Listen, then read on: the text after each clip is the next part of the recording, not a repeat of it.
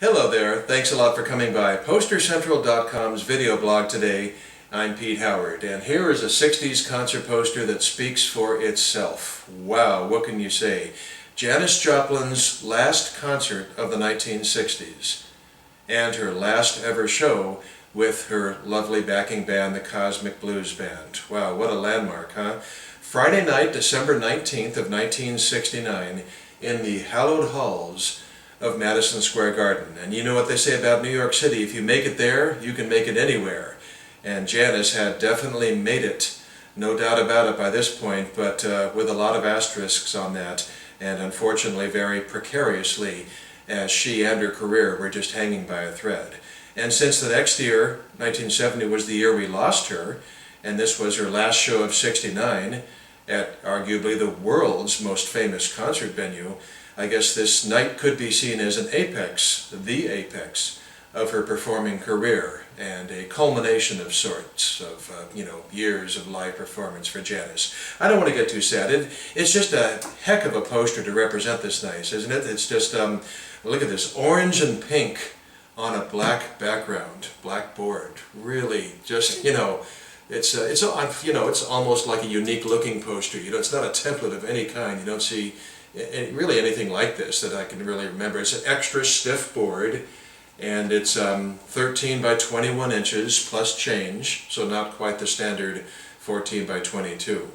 And interesting use of the colors. The three most important things are in the bright orange. You've got Janis's picture and Janis's name and the Madison Square Garden name, logo, and address down there at the bottom. And then the pink color fills in all the details. You can see here in your video screen.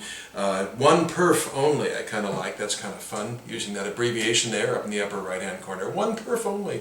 And then, of course, the opening act is very important, and there it is in pink with the Paul Butterfield Blues Band. And then down below that, you've got all the ticket information with ticket prices topping out at $6.50 as they edge very closely toward the $7 mark, which certainly happened in 1970. Also down there toward the bottom, above the Madison Square Garden information, a word you hardly ever see on a 60s concert poster, and that is the word Ticketron. And it does say, besides box office and mail order, it says tickets also available at over 100 Ticketron outlets. Wow, over 100. Now, Ticketron, interestingly, had come into being just this summer of '69. It was a very new entity for sure. And it was a company that did not start out as a national service.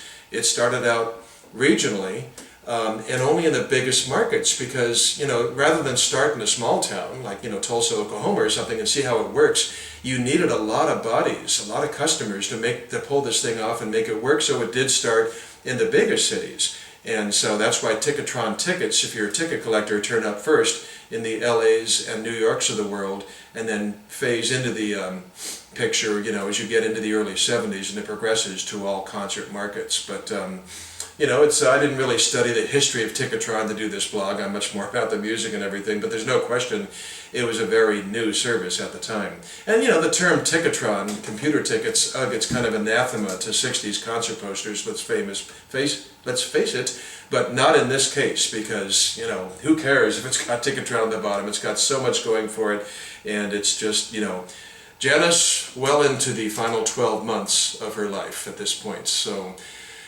it's a special darn concert poster from one of our great artists of the 1960s. Very colorful, and definitely printed before the show to sell tickets. It was never reprinted as a merchandising poster. So a real beauty, a real gem. Hope you enjoyed seeing it today. Thanks a lot for coming by, and we'll see you again soon. Bye-bye.